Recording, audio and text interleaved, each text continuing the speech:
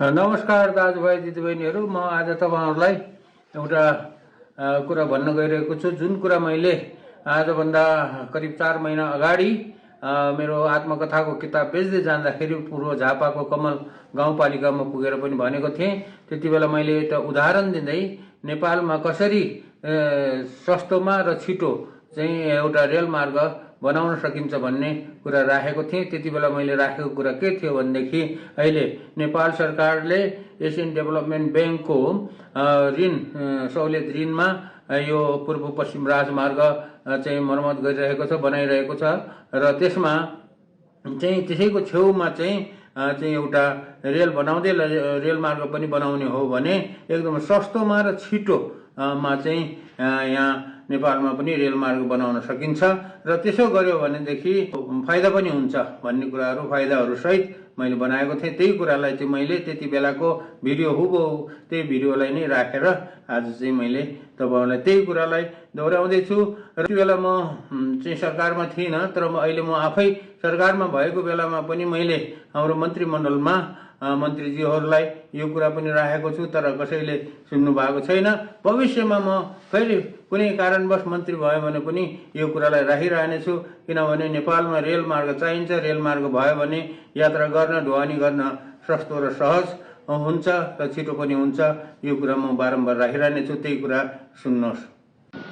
ल नमस्कार सम्पूर्ण नेपाली दाजुभाइ दिदीबहिनीहरू, देश विदेशमा रहनुभएका र खास गरी यो हाइवे बनाउनेहरू, ठुला ठुला इन्जिनियरहरू, हाम्रो प्रधानमन्त्रीजीहरू, हाम्रो नेताजीहरू सबैलाई म आज एउटा चाहिँ सल्लाह दिन चाहन्छु। नेपालमा रेलवे बनाउने जुन एउटा सरकारको एउटा दीर्घकालीन योजना छ र चाहिँ नेपालमा चाहिँ रेलवे ल्याउँछु भनेर जुन कामहरू गर्ने भनेर भइरहेको छ, त्यसमा चाहिँ मेरो एउटा सुझाव के हो भने यो हाइवे जुन अहिले बनिरहेको छ, यो एसियन हाइवेको चाहिँ यस्तो किसिमको सहरी ठाउँहरूमा यो चाहिँ 50 मिटरको यो दूरी राखेको रहेछ र अलि उसोहरूमा अलिकति सानो बजारहरूमा 33 मिटर।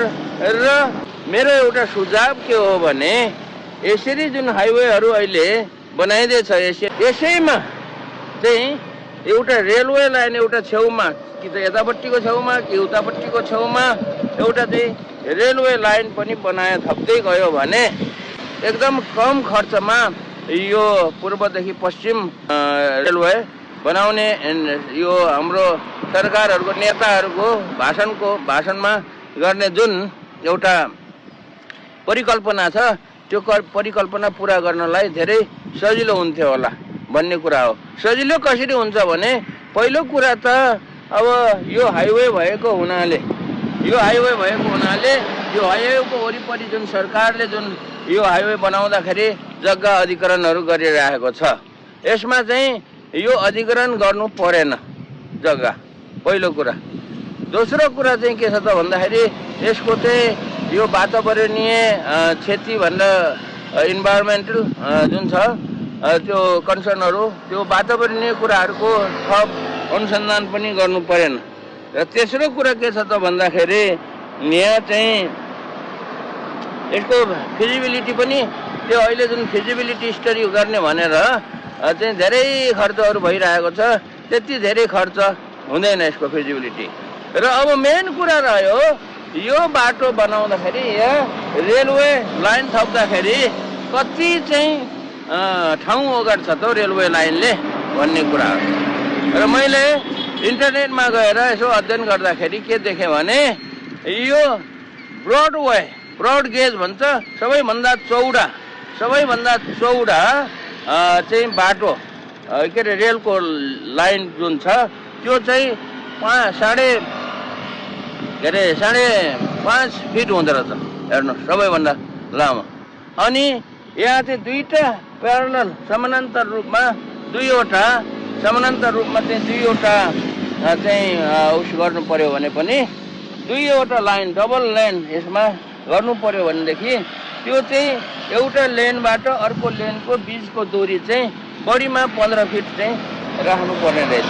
गर्दाखेरि दुईवटा डबल ब्रोड गेज को लाइन गर्दाखेरि 11 फिट भयो र 15 फिट यो बिचको ग्याप चाहिँ 15 फिटै राख्यो भने 25 फिट टोटल चाहिँ भयो र 25 फिट भयो र त्यसलाई यताउता साइडमा के गर्नको लागि गरे पनि चाहिँ करिब बढीमा 10 मिटर नत्र भनेदेखि 8 मिटर 8 मिटरको यो लाइन यति चाहिँ यहाँदेखि यो भने चाहिँ के अरे यहाँ चाहिँ यो साइडमा अथवा अर्को साइडमा रेलवे लाइन सजिलैसँग यो हाइवे पनि बन्दै जाने र रेलवे पनि चाहिँ थप्दै जाने गर्ने हो भने चाहिँ यो पूर्व पश्चिम रेलवे लाइन चाहिँ छिटो हुन्छ होला।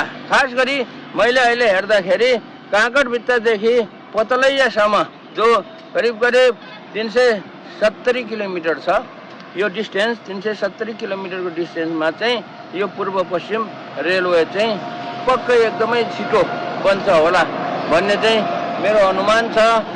किनभने यो यसमा सबै कुराहरू जग्गाको अधिग्रहण गर्ने अलिक परेछ भनेदेखि अलिकति ताने हुन्छ। अब झन्डै करिब 1-2-3 मिटर जति यो छेउमा ताने भयो अथवा यता छेउमा उता छेउमा जहाँ तानिन्छ 2-3 मिटर जति तान्ने र यसैबाट चाहिँ डबल लेन एकदम ब्रोड गेज रेलवे लाइन बनाउने। किनभने यसमा पुरा यो रेलवे लाइन चाहिँ बिजुलीको इलेक्ट्रिकबाट चल्ने ट्रेन बनाउने। किनभने बिजुलीको इन्फ्रास्ट्रक्चर थप बनाउनु परेन। अनि अर्को कुरो चाहिँ के हो त भन्दाखेरि अहिले जुन सुन्नमा आएको छ हाम्रो नेपालको रेलवे लाइन भनेर प्लान त गरेको छ, जग्गाको अधिग्रहण गर्नु चाहिँ धेरै गाह्रो छ अरे। अब जग्गा धनीहरूले चाहिँ जग्गा नदिएर कतिपय ठाउँहरूमा जग्गाको चाहिँ अधिग्रहण गर्न सकेकै छैन। त्यसरी चाहिँ त्यो होला। जस्तो उदाहरणको लागि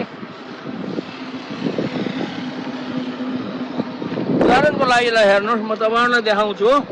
ल यो करिब 5 फिट 5.5 फिट छ। ल 5.5 फिट छ यो। र अब एउटा रेलवे लाइनलाई यति बाटो यति भयो चाहिँ